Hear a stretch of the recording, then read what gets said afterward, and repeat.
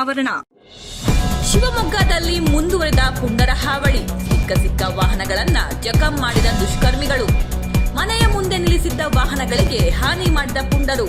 Car, bike, auto ಗಾಜು ಪುಡಿ ಮಾಡಿದ ಪುಂಡರು.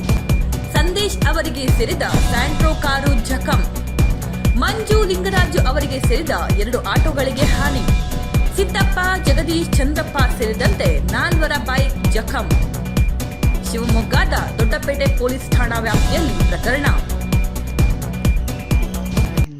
ಟಾರ್ಪಲ್ ತೆಗಿತಿ ಹೋಗಿ ಮುಂದೆ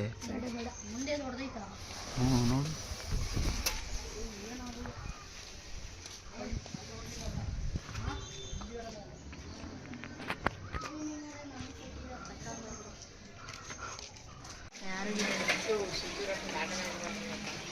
ಆಟ ಏನು ಹೊಡೆದಾಕಿಲ್ಲ, ಬರೀ ಗ್ಲಾಸ್ ಅಷ್ಟೇ.